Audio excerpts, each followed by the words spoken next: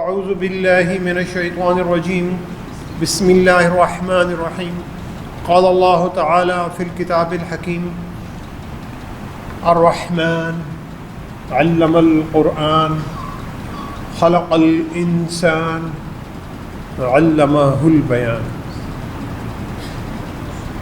سامعین گرامی، پچھلے خطبے میں ہم نے حضرت عروہ ابن مسعود رضی اللہ تعالی عنہ کا ذکر کیا تھا، اور وہ صحابی تھے کہ جنہیں نبی رحمت صلی اللہ علیہ وسلم نے صاحب سورہ یاسین قرار دیا تھا۔ حضرت عروہ ابن مسعود رضی اللہ تعالی عنہ ایک بہت ہی خوبصورت گورے چمکتے رنگ کے لمبے گھنگریالے بال اور اتنی خوبصورت پرسنالٹی والے شخص تھے کہ کوئی دیکھے تو دیکھتا ہی رہ جائے، اور پیارے نبی صلی اللہ علیہ وسلم نے عروہ ابن مسعود رضی اللہ تعالی عنہ کو حضرت عیسیٰ علیہ السلام کے مشابہ قرار دیا۔ آپ صلی اللہ علیہ وسلم نے فرمایا تھا کہ ان کی شکل اور صورت حضرت عیسیٰ علیہ السلام سے ملتی ہے۔ آج کا یہ خطبہ ایک ایسے معزز صحابی کے بارے میں ہے کہ جو ظاہری شکل اور صورت میں حضرت عروہ ابن مسعود رضی اللہ تعالی عنہ کے بالکل الٹ تھے۔ بہت چھوٹا سا قد، بالکل کمزور لاغر سا جسم، گہرا گندمی رنگ، گہرا سانولا رنگ، اور ایک ایسا شخص کہ جسے دیکھیں تو لوگ اس کی جو موجودگی ہے اسے محسوس ہی نہیں کریں، نکل جائیں، یعنی بالکل عام سا شخص، بلکہ ایک جسے کہتے ہیں ایوریج شخص، اس سے بھی بالکل پرسنالٹی میں، دکھنے میں ایک بالکل معمولی شخص، لیکن ایمان، کردار، اخلاق اور رتبے میں پہاڑوں سے بھی بلند۔ یہ وہ صحابی ہیں کہ جنہیں امت قاری القرآن، مفسر القرآن، صاحب القرآن، محدث کبیر، فقیہ الامت، خادم رسول صلی اللہ علیہ وسلم، صاحب سواک و نعلین، ان ناموں سے جانتے۔ ان صحابی کا نام کیا ہے؟ ان صحابی کا نام ہے حضرت عبداللہ ابن مسعود رضی اللہ تعالیٰ۔ قرآن کا، سنت رسول صلی اللہ علیہ وسلم کا، اور حدیث کا، اور اسلامی فقہ کا جتنا بھی ہم علم پڑھتے ہیں، یہ علم آج ہمارے پاس اس حالت میں موجود نہ ہوتا اگر حضرت عبداللہ ابن مسعود رضی اللہ تعالی عنہ اس دنیا میں نہ ہوتا۔ آپ مکہ کے اطراف میں جو رہنے والے قبیلے تھے، ایک گمنام قبیلے سے تعلق رکھتے، یعنی ایک ایسا قبیلہ جس کا عام سا بالکل نام تھا، یعنی کوئی بڑی قوم نہیں تھی، بالکل ایک معمولی سے ایک گھرانے سے آپ تعلق رکھتے تھے۔ ایک ایسا گھرانہ، ایک ایسا قبیلہ جس کے پاس نہ دولت تھی، جس کے پاس نہ طاقت تھی، جس کے پاس نہ شہرت تھی، جس کے پاس کوئی حیثیت نہیں تھی، وہاں سے آپ تعلق رکھتے تھے۔ اور مکہ کا ایک کافروں کا، مشرکین کا ایک بہت بڑا سردار تھا، عقبہ بن ابی معیط، اس کی بکریاں چراتے تھے۔ نبوت کے بالکل ابتدائی دنوں کی بات ہے کہ نبی رحمت صلی اللہ علیہ وسلم اور حضرت ابوبکر صدیق رضی اللہ تعالی عنہ مکہ کے اطراف میں کہیں جا رہے تھے پیدل، اور راستے میں آپ کو بھوک اور پیاس لگی تھی، تو انہیں ایک نوجوان اعرابی چرواہا ملتا ہے جو اپنی بکریاں لے کر جا رہا تھا۔ تو پیارے نبی صلی اللہ علیہ وسلم نے اسے مخاطب کر کے کہا، آپ صلی اللہ علیہ وسلم اسے جانتے نہیں تھے، تو آپ نے اس نوجوان کو مخاطب کر کے کہا کہ کیا آپ ہمیں بکری کا دودھ دے سکتے ہیں؟ تو چرواہے نے جواب دیا، انا غلام مؤتمن لا تملکها۔ اس کا جواب بڑا خوبصورت تھا۔ اس نے کہا کہ یہ تو ایک امانت اور ذمہ داری ہے جو مجھے دی گئی ہے، میں ان بکریوں کا مالک نہیں، ان بکریوں کا مالک کوئی اور ہے، اور بکریوں کے مالک نے مجھے ذمہ داری دی ہے ان بکریوں کے چرانے کی۔ تو جناب بڑی معذرت ہے، میں آپ کو ان بکریوں کا دودھ پیش نہیں کر سکتا، کیونکہ اگر میں آپ کو بکریوں کا دودھ پیش کروں گا تو یہ امانت میں خیانت ہوگی۔ پیارے نبی صلی اللہ علیہ وسلم نے فرمایا کیا آپ کے پاس کوئی ایسی بکری ہے کہ جس کا دودھ خشک ہو گیا ہو اور وہ جو دودھ نہ دیتی ہو؟ تو اس نے کہا جی ایک ایسی بکری ہے، اور وہ ایک بکری کو پیارے نبی صلی اللہ علیہ وسلم کے پاس لے آتا ہے۔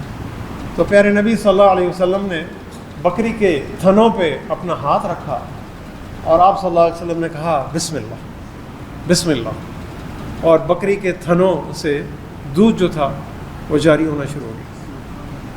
تو پیارے نبی صلی اللہ علیہ وسلم نے اپنے مبارک ہاتھوں سے اس کا دودھ نکالا، اس چرواہے کو بھی پلایا، حضرت ابوبکر صدیق کو بھی پلایا اور خود بھی پیا۔ اور تو چرواہا جو تھا وہ چرواہا ایک نوجوان تھا، اس کی عمر کتنی تھی؟ صرف 13 سال، یعنی بالکل بچہ تھا۔ جیسے ٹین ایجر میں جب بچے گھستے ہیں تو 13 میں ہم کہتے ہیں ٹین ایجر میں آ گئے، تو وہ اس کی 13 سال عمر تھی۔ 13 سال عمر کا بچہ پیارے نبی صلی اللہ علیہ وسلم کو بڑے غور سے دیکھ رہا ہے، اور آپ صلی اللہ علیہ وسلم سے کہتا ہے کہ وہ مجھے وہ لفظ جو آپ نے ادا کیے تھے وہ مجھے لفظ پڑھائیں۔ پیارے نبی صلی اللہ علیہ وسلم مسکراتے ہیں، اپنا دست مبارک چرواہے کے سینے پر رکھتے ہیں اور کہتے ہیں انک غلام معلم، کہ آپ ایک نوجوان ہو اور معلم ہو، یعنی آپ ایک علم والے نوجوان، آپ کے دل میں علم حاصل کرنے کا بہت بڑا جذبہ ہے۔ یہ 13 سالہ نوجوان کون تھا؟ یہ 13 سالہ نوجوان حضرت عبداللہ ابن مسعود رضی اللہ تعالیٰ عنہ تھے۔ پیارے نبی صلی اللہ علیہ وسلم نے اس چھوٹے سے نوجوان کی، جس کی شخصیت قد بھی چھوٹا تھا اور بالکل عام سی شکل و صورت تھی، اس کی تڑپ کو، علم کے ساتھ جو تڑپ تھی اور پیاس تھی، اسے نوٹ کیا، اس کا حوصلہ بڑھایا اور اس کی تعریف کی، انکا غلام معلم، آپ تو ایک نوجوان ہیں کہ جو علم والے نوجوان ہیں، علم کی پیاس رکھتے ہیں، علم کی تڑپ رکھتے ہیں۔ عبداللہ ابن مسعود رضی اللہ تعالی عنہ بعد میں، اور یہ سارا واقعہ تو عبداللہ ابن مسعود نے خود لکھا ہوا ہے اپنے لفظوں سے، اور انہوں نے اس ملاقات کے بعد مکہ کے لوگوں سے پوچھا کہ یہ شخص کون تھا، تو مکہ کے لوگوں نے، کچھ لوگوں نے بتایا، تو کچھ ہی دنوں بعد عبداللہ ابن مسعود رضی اللہ تعالی عنہ نبی کریم صلی اللہ علیہ وسلم کی خدمت میں حاضر ہوتے ہیں اور اللہ کی وحدانیت کی گواہی دیتے ہیں، اشہد ان لا الہ الا اللہ واشہد ان محمد عبدہ ورسولہ، میں گواہی دیتا ہوں کہ اللہ کے علاوہ کوئی بندگی کے لائق نہیں، اور محمد صلی اللہ علیہ وسلم اللہ کے بندے اور اللہ کے رسول ہیں، اور اسلام کی نعمت کا جو شرف ہے وہ حاصل کر لیتے ہیں۔ بعض روایات کے مطابق حضرت عبداللہ ابن مسعود رضی اللہ تعالی عنہ وہ چھٹے شخص تھے کہ جنہیں اسلام قبول کرنے کا شرف حاصل ہوا۔ سب سے پہلی ہستی حضرت خدیجہ رضی اللہ تعالی عنہ جنہوں نے اسلام قبول کیا، دوسری حضرت علی، تیسری حضرت ابوبکر رضی اللہ تعالی عنہ، اور چھٹے شخص جو تھے وہ حضرت عبداللہ ابن مسعود رضی اللہ تعالی عنہ تھے۔ اور کافی عرصے تک مکہ میں حضرت عبداللہ ابن مسعود رضی اللہ تعالی عنہ کو سدس الاسلام کہا جاتا رہا۔ سدس یعنی 6 کو سدس کہتے ہیں عربی میں، تو یعنی اسلام کا چھٹا حصہ۔ حضرت عبداللہ ابن مسعود پیارے نبی صلی اللہ علیہ وسلم کے اتنے قریب رہتے تھے، اتنے قریب رہتے تھے کہ آپ کو صاحب نعلین کا جو خطاب تھا وہ کہتے، نعلین جوتوں کو کہتے، کہ حضرت عبداللہ ابن مسعود رضی اللہ تعالی عنہ ہر وقت نبی کریم صلی اللہ علیہ وسلم کے ساتھ جڑے رہتے تھے، اور پیارے نبی صلی اللہ علیہ وسلم کے جوتے تھے وہ اپنے بغل میں اٹھا کر چلتے ہوتے تھے۔ یہ حضرت عبداللہ ابن مسعود رضی اللہ تعالی عنہ۔ تو مکہ کے جو نبوت کے جو ابتدائی دن تھے ان دنوں میں مسلمان چھپ کر نماز پڑھتے تھے، چھپ کر قرآن مجید کی تلاوت کرتے تھے۔ تو صحابہ اکرام آپس میں ایک دن بیٹھے مشورہ کرتے ہیں کہ کوئی صحابی جو ہے وہ کعبۃ اللہ میں کھڑے ہو کر قرآن مجید کی با آواز بلند تلاوت کرے۔ تو وہ کہتے ہیں یہ کون ہونا چاہیے؟ تو کسی نے کہا کہ حضرت عثمان ابن عفان رضی اللہ تعالیٰ عنہ نے چاہیے، کیونکہ وہ ایک بڑے انفلوئنشل گھرانے سے تعلق رکھتے تھے، بڑے دولت مند تھے، اور مکہ کے لوگ ان کی بہت عزت کرتے تھے، کیونکہ صحابہ کو خطرہ تھا کہ جو بھی شخص کھڑا ہو کر یہ تلاوت کرے گا تو یہ لوگ ضرور اس پر حملہ آور ہو جائیں۔ تو اور اس زمانے میں حرم میں کھڑے ہو کر قرآن مجید کی تلاوت کرنا ایسا ہی کہ جیسے آج کوئی شخص میڈیا پر کوئی ملینز اور بلینز آف لوگوں تک اپنی براڈ کاسٹ کر رہا ہے، وہ ایسا منظر تھا۔ تو پھر نام آتا ہے حضرت عبد الرحمن ابن عوف رضی اللہ تعالیٰ عنہ کا، جو مکہ کے بھی ایک بہت بڑے دولت مند تاجر تھے، اور یہ ابھی باتیں ہو ہی رہی ہوتی ہیں کہ ایک دن حضرت عبداللہ ابن مسعود رضی اللہ تعالیٰ عنہ آتے ہیں، کعبۃ اللہ میں مشرکین کا بہت بڑا مجمع بیٹھا ہوا ہے، اور آپ کھڑے ہوتے ہیں، آپ رضی اللہ تعالیٰ عنہ کھڑے ہوتے ہیں اور بآواز بلند سورہ رحمان کی تلاوت شروع کر دیتے ہیں۔ الرحمن علم القرآن خلق الانسان علمہ البیان الشمس والقمر بحسبان والنجم والشجر يسجدان والسماء رفعها ووضع الميزان الا تطغوا في الميزان۔ اور یہ تلاوت آپ کرتے چلے جاتے ہیں کہ رحمان ہے جس نے قرآن سکھایا، اسی نے انسان کو تخلیق کیا، اسی نے انسان کو بولنا سکھایا، کمیونیکیشن اللہ ہی نے سکھائی۔ سورج اور چاند ایک حساب سے چلتے ہیں، اور ستارے اور درخت اللہ کے آگے سجدہ ریز ہوتے ہیں، اور رحمان ہی نے آسمان کو بلند کیا اور اس کائنات میں اور زمین میں ایک توازن برپا کیا، تاکہ اس توازن کو، اس میزان کو، اس عدل اور انصاف کے توازن کو تم لوگ خراب نہیں کرو۔ حضرت عبداللہ ابن مسعود کی تلاوت بہت خوبصورت تھی، وہ صاحب القرآن تھے، وہ قاری القرآن تھے۔ تو مشرکین تو پہلے حیران ہوتے ہیں یہ کیسا کلام ہے یہ شخص جو پڑھ رہا ہے، پھر انہیں سمجھ آتی ہے یہ تو محمد صلی اللہ علیہ وسلم کا کلام ہے، یہ تو کفر کا کلام ہے جو کوئی پڑھ رہا ہے۔ تو وہ حضرت عبداللہ ابن مسعود پر حملہ آور ہو جاتے ہیں، انہیں گراتے ہیں، انہیں مارتے ہیں، انہیں بری طرح مارتے ہیں، اتنی بری طرح مارتے ہیں کہ ان کے کندھے کی ایک ہڈی جو ہے وہ ٹوٹ جاتی ہے۔ صحابہ کرام آتے ہیں، آپ کو بچاتے ہیں، آپ کو نکال کر لے جاتے ہیں اور پوچھتے ہیں کہ آپ نے کیوں یہ کام کیا؟ یہ کام تو کوئی اور صحابی کہ جس کو مشرکین شاید چھوڑ دیتے، وہ اس کام کی تیاری کر رہے تھے۔ تو عبداللہ ابن مسعود رضی اللہ تعالیٰ عنہ کہتے ہیں میں دوبارہ جاؤں گا، میں دوبارہ قرآن کی تلاوت کروں گا اور کرتا رہوں گا کہ یہاں تک کہ اللہ کی راہ میں مارا جاؤں۔ یہ حضرت عبداللہ ابن مسعود کا ایمان تھا۔ تو حضرت عبداللہ ابن مسعود اس امت کے وہ پہلے قاری بنے، پہلے قاری کہ جنہوں نے کعبۃ اللہ کے سائے میں کھڑے ہو کر قرآن مجید کی اور سورہ رحمان کی بآواز بلند تلاوت کی۔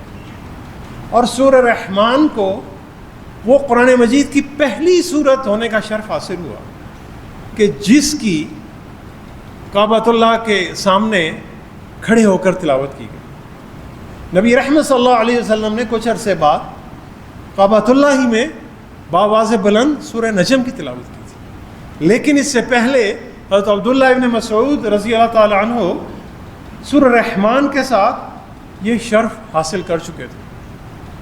پیارے نبی صلی اللہ علیہ وسلم نے فرمایا حضرت عبداللہ ابن مسعود کے بارے میں اتنی حدیث ہیں کہ اس کے لیے کئی گھنٹے اور کئی دن چاہیے سننے کے۔ میں صرف بالکل مختصر سے کر کے آپ کے سامنے صرف چند چیدہ احادیث پیش کرنے جا رہا ہوں۔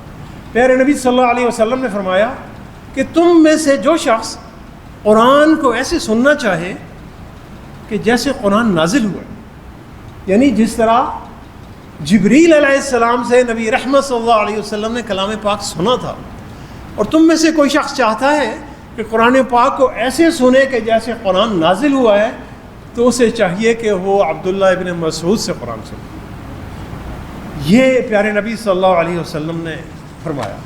اور عبداللہ ابن مسعود رضی اللہ تعالیٰ عنہ کہتے ہیں کہ میں نے قرآن پاک کی 70 صورتیں، قرآن پاک کی ٹوٹل 114 صورتیں، اور عبداللہ ابن مسعود کہتے ہیں کہ میں نے قرآن پاک کی 70 صورتیں پیارے نبی صلی اللہ علیہ وسلم کی زبان مبارک سے سن کر حفظ کی. یعنی جب نبی رحمت صلی اللہ علیہ وسلم پر وحی آتی تھی تو اس وحی کو سب سے پہلے پیارے نبی صلی اللہ علیہ وسلم کی زبان سے سننے والے جو مبارک شخص تھے وہ حضرت عبداللہ ابن مسعود رضی اللہ تعالیٰ عنہ تھے. اور انہوں نے 70 قرآن مجید کی صورتیں پیارے نبی صلی اللہ علیہ وسلم کی زبان مبارک سے کی سن کر حفظ کی. ایک مرتبہ نبی رحمت صلی اللہ علیہ وسلم نے حضرت عبداللہ ابن مسعود رضی اللہ تعالیٰ عنہ سے کہا کہ آپ مجھے قرآن پاک سنائیے. حضرت عبداللہ ابن مسعود نے کہا یا رسول اللہ صلی اللہ علیہ وسلم میں آپ کو قرآن پاک سناؤں؟ قرآن پاک تو آپ پر نازل ہوا ہے. آپ صلی اللہ علیہ وسلم نے کہا کہ نہیں، آپ مجھے سنائیے. تو حضرت عبداللہ ابن مسعود نے سورہ نساء کی تلاوت شروع کی جو 3 پارے میں آ رہی ہے. اور وہ جب اس آیت پر پہنچتے ہیں فَكَيْفَ إِذَا جِئْنَا مِنْ كُلِّ أُمَّةٍ بِشَهِيدٍ وَجِئْنَا بِكَ عَلَى هَؤُلَاءِ شَهِيدًا. اے نبی صلی اللہ علیہ وسلم وہ کیسا منظر ہوگا کہ جس روز قیامت کے دن ہم ہر امت میں سے ایک گواہ لے کر آئیں گے، اور پھر اے نبی صلی اللہ علیہ وسلم ہم آپ کو ان سب پر گواہ بنائیں گے. تو پیارے نبی صلی اللہ علیہ وسلم کی آنکھوں سے زار و قطار آنسو بہنا شروع ہو گئے. تو عبداللہ ابن مسعود کو اس امت کا وہ شخص ہونے کا رتبہ حاصل ہوا کہ جن کی زبان مبارک سے قرآن سن کر نبی رحمت صلی اللہ علیہ وسلم زار و قطار روتے ہیں. اور یہ کون تھے؟ حضرت عبداللہ ابن مسعود ایک عربی، ایک بدوی، ایک چرواہا، جس کا کوئی خاندان نہیں ہے، جس کی کوئی پرسنالٹی نہیں ہے، لیکن یہ ان کو عزت کیوں مل رہی ہے؟ ان کے ایمان کی وجہ سے مل رہی ہے، ان کے خلوص کی وجہ سے مل رہی ہے، ان کی قرآن کی محبت کی وجہ سے مل رہی ہے، ان کی اللہ سے محبت کی وجہ سے مل رہی ہے. پیارے نبی صلی اللہ علیہ وسلم سے جو ان کی محبت تھی اس کی وجہ سے مل رہی ہے. یہاں تک حضرت عبداللہ ابن مسعود رضی اللہ تعالیٰ عنہ، حضرت بلال رضی اللہ تعالیٰ عنہ، اور کچھ ایسے دوسرے صحابہ اکرام جو بالکل سوسائٹی کا وہ سب سے نچلا طبقہ ہوتا ہے، غلام طبقہ، جنہیں کوئی نہیں جانتا، جنہیں لوگ کہتے ہیں تم پیچھے ہٹ جاؤ. کوئی آ رہا ہوتا ہے تو لوگ کہتے ہیں ہٹو بچو، پیچھے ہٹو، باہر کھڑے ہو جاؤ بھائی، قطار میں چلے جاؤ. ایسے لوگ جنہیں معاشرے میں نو باڈی کہا جاتا، کوئی انہیں جانتا نہیں، ایسے لوگوں کے بارے میں قرآن پاک کی آیت نازل ہوتی ہے وَاصْبِرْ نَفْسَكَ مَعَ الَّذِينَ يَدْعُونَ رَبَّهُمْ بِالْغَدَاةِ وَالْعَشِيِّ يُرِيدُونَ وَجْهَهُ وَلَا تَعْدُ عَيْنَاكَ عَنْهُمْ تُرِيدُ زِينَةَ الْحَيَاةِ الدُّنْيَا. یہ آیت کیوں نازل ہوئی؟ مشرکین مکہ نبی رحمت صلی اللہ علیہ وسلم سے کہتے تھے کہ آپ کے جو ارد گرد لوگ ہیں، قریبی لوگ ہیں، جن میں عبداللہ ابن مسعود رضی اللہ تعالیٰ عنہ تھے، جن میں حضرت بلال حبشی رضی اللہ تعالیٰ عنہ تھے، اور جن میں کچھ اور صحابہ اکرام تھے اسی طرح کے، کہ جنہیں معاشرے میں بالکل کمزور ترین، حقیر ترین آدمی سمجھا جاتا تھا. وہ مشرکین مکہ یہ کہتے تھے کہ آپ کے ارد گرد یہ لوگ ہیں، آپ ان لوگوں کو ہٹائیں، ہم ان کی بات سنیں. نبی رحمت صلی اللہ علیہ وسلم پر ایک سوشل پریشر آ رہا تھا، ایک سماجی دباؤ آ رہا تھا. اللہ تعالیٰ کہتے ہیں وَاصْبِرْ نَفْسَكَ مَعَ الَّذِينَ يَدْعُونَ رَبَّهُمْ بِالْغَدَاةِ وَالْعَشِيِّ يُرِيدُونَ وَجْهَهُ. اے نبی صلی اللہ علیہ وسلم اپنے آپ کو ان مخلص لوگوں سے جوڑے رکھیے جو صبح شام اللہ کو پکارتے ہیں اور اللہ کی رضا چاہتے ہیں، اور ان لوگوں کو چھوڑ کر آپ کی جو نظریں ہیں یہ جو بڑے سردار ہیں ان سرداروں پر اور یہ جو دنیاوی زندگی کی زینت ہے اس پر نہ جائیں. آپ آنکھ اٹھا کر بھی یہ جو ان کا دنیاوی شان و شوکت اور جلال و جمال ہے اس طرف نہیں دیکھیے. آپ اپنے آپ کو انہی غریب لوگوں سے، غرباء سے اور ضعفاء سے جوڑے رکھیے۔ یہی عبداللہ بن مسعود رضی اللہ تعالی عنہ تھے کہ جنہیں ایک اور بہت بڑا شرف حاصل ہوتا۔ اسلامی امت کا فرعون کون تھا؟ یعنی مسلم امہ کے دور کا فرعون، جسے نبی رحمت صلی اللہ علیہ وسلم نے کہا کہ وہ اس امت کے دور کا فرعون، اس کا نام ابو جہل تھا۔ ہم نے پڑھا ہوا ہے، حضرت عبداللہ ابن مسعود نے غزوہ بدر میں اب اس امت کے فرعون کو جہنم کے حوالے کیا۔ انہوں نے ابو جہل کو قتل کیا۔ جنگ بدر میں دو نوجوان تھے دبلے پتلے، معاذ اور معوذ رضی اللہ تعالی عنہ، وہ ابو جہل کو پکڑتے ہیں، اسے گھیرتے ہیں، تلواروں سے اس پر حملہ کرتے ہیں۔ ابو جہل نیچے گر جاتا ہے۔ ابو جہل عام آدمی نہیں تھا۔ ابو جہل کا قد آج کے حساب سے دیکھیں تو کوئی 6.5 فٹ یا 7 فٹ قد تھا۔ وہ بہت بڑے ڈیل ڈول کا شخص تھا، لوگ تو اس کے نزدیک سے بھی نہیں گزرتے تھے، اس سے آنکھیں ملا کر بات نہیں کرتے تھے۔ وہ اتنا طاقتور اور اتنا ظالم شخص تھا۔ وہ ابو جہل نیچے گرتا ہے، عبداللہ ابن مسعود کا قد حدیث میں آتا ہے کہ لوگ جب بیٹھے ہوتے تھے اور عبداللہ ابن مسعود کھڑے ہوتے تھے تو لوگوں کے قد میں فرق محسوس نہیں ہوتا۔ عبداللہ ابن مسعود ایک کمزور سا لاغر سا شخص ان کے سینے پر چڑھتا ہے اور تلوار لے کر چڑھتا ہے تو ابو جہل کا غرور گیا نہیں ہے۔ ابو جہل کہتا ہے، او چرواہے کی اولاد، تم نے بہت مشکل چڑھائی پر چڑھ گئے ہو۔ عبداللہ ابن مسعود کہتے ہیں کہ فتح اللہ کی ہے اور اس کے رسول صلی اللہ علیہ وسلم کی، اور تلوار نکالتے ہیں اور ابو جہل کا سر قلم کر دیتے ہیں اور اس امت کے فرعون کو جہنم کے حوالے کر دیتے ہیں۔ عبداللہ ابن مسعود رضی اللہ تعالی عنہ نبی رحمت صلی اللہ علیہ وسلم اتنے قریب رہتے تھے کہ جو صحابی نئے مسلمان ہوتے تھے، نو مسلم ہوتے تھے، وہ کہتے تھے کہ یہ تو اہل بیت میں سے، یعنی یہ نبی صلی اللہ علیہ وسلم کے گھر والوں میں سے۔ آپ کو نبی رحمت صلی اللہ علیہ وسلم کے گھر جانے کی بھی آزادی تھی۔ آپ نبی رحمت صلی اللہ علیہ وسلم جب غسل فرماتے تھے تو حضرت عبداللہ ابن مسعود چادر لے کر کھڑے ہوتے تھے۔ عبداللہ ابن مسعود کے ساتھ نبی رحمت صلی اللہ علیہ وسلم اپنی گھر کی جو پرائیویٹ گفتگو ہے ساری وہ بھی شیئر کرتے تھے۔ ایک مرتبہ پیارے نبی صلی اللہ علیہ وسلم حضرت ابو بکر رضی اللہ تعالی عنہ اور حضرت عمر رضی اللہ تعالی عنہ کے ساتھ کہیں جا رہے تھے۔ راستے میں عبداللہ ابن مسعود نظر آتے ہیں اور وہ کیا کر رہے ہیں؟ وہ اللہ کے حضور بیٹھے ہیں اور اللہ سے دعا مانگ رہے ہیں۔ نبی رحمت صلی اللہ علیہ وسلم کھڑے ہو جاتے ہیں۔ آپ نے فرمایا، آپ مانگیں، سألت عطاک، آپ مانگیں اللہ آپ کو عطا کرے گا۔ ایک صحابی دعا مانگ رہا ہے، پیارے نبی صلی اللہ علیہ وسلم اس کی دعا پر کھڑے ہوتے ہیں اور کہتے ہیں کہ آپ جو بھی مانگیں اللہ آپ کو عطا کریں گے۔ اور حضرت عبداللہ بن مسعود کیا دعا مانگ رہے ہیں؟ ایک بڑی پیاری دعا، خوبصورت دعا ہے۔ ہم دعا مانگتے ہیں دولت کی، ہم دعا مانگتے ہیں رزق کی، ہم دعا مانگتے ہیں صحت کی، ہم بہت لمبی چوڑی دعائیں مانگتے ہیں۔ عبداللہ بن مسعود کیا دعا مانگ رہے ہیں؟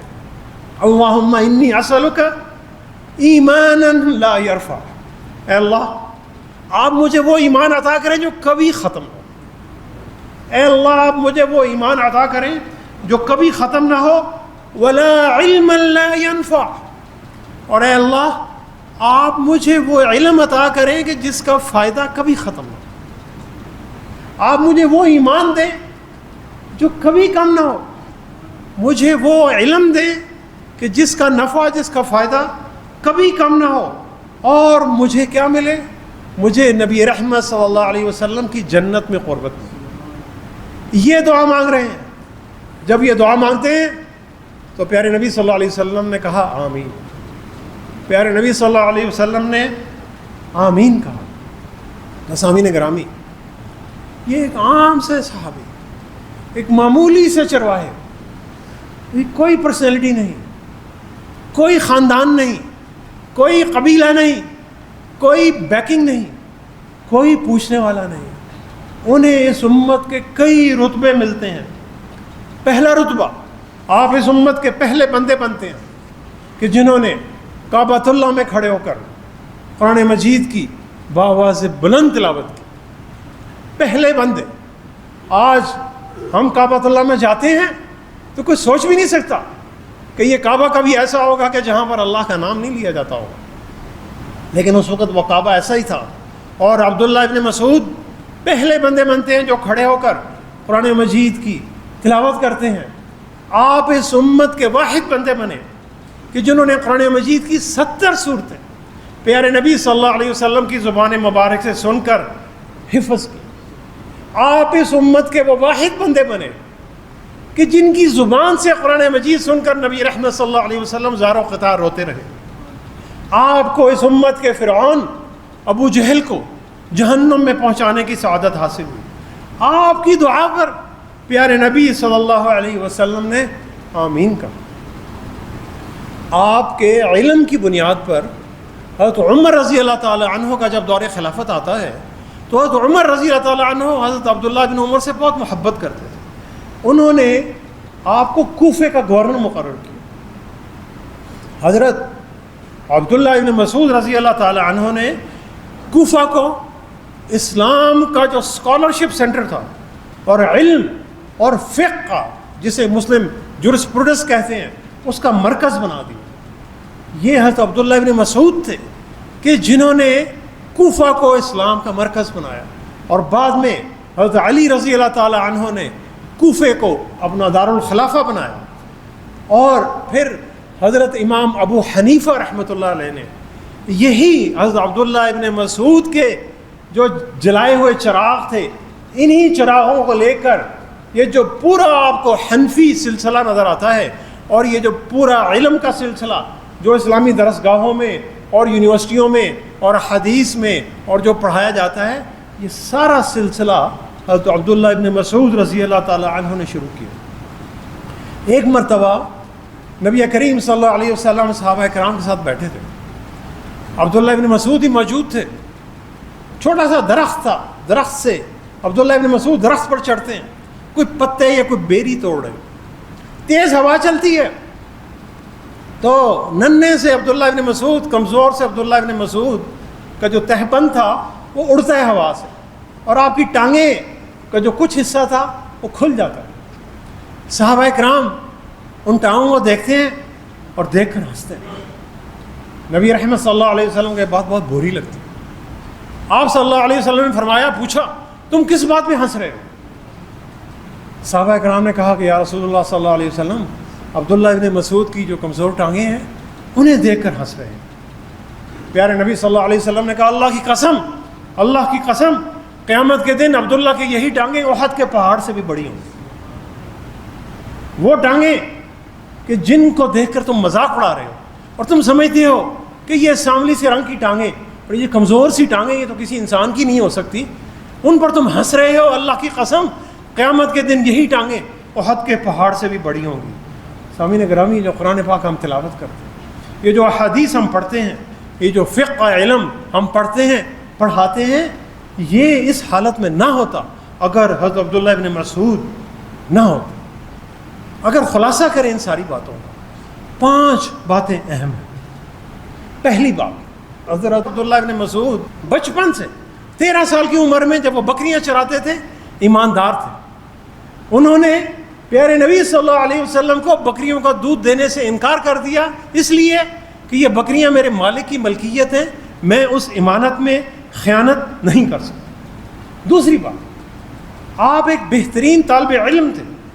پیارے نبی صلی اللہ علیہ وسلم نے پہلی ملاقات میں انہیں کہا, سینے پر ہاتھ رکھ کر, انت غلام معلم, آپ علم والے اسٹوڈنٹ ہیں, طالب علم. ایک کہاوت ہے کہ ایک استاد 1000 یا اس سے بھی زیادہ اسٹوڈنٹس کی زندگیوں کو بدل سکتا ہے اگر وہ اسٹوڈنٹس پڑھنے کا جذبہ رکھتے ہیں. لیکن 1000 استاد مل کر بھی ایک طالب علم کی, ایک اسٹوڈنٹ کی حالت کو تبدیل نہیں کر سکتے اگر وہ طالب علم پڑھنا نہیں چاہتے. اہم کیا ہے؟ پڑھنے کا جذبہ, پیاس جو ہے اس کی اہمیت زیادہ ہے. اگر اسٹوڈنٹ میں سیکھنے کی لگن نہیں ہے, تڑپ نہیں ہے, جذبہ نہیں ہے, تو پھر دنیا کا کوئی بڑے سے بڑا پوسٹ پی ایچ ڈی بھی آ جائے گا، اسے پڑھا نہیں سکے گا۔ ٹیچر علم تو دے سکتا ہے، ٹیچر پیاس نہیں دے سکتا۔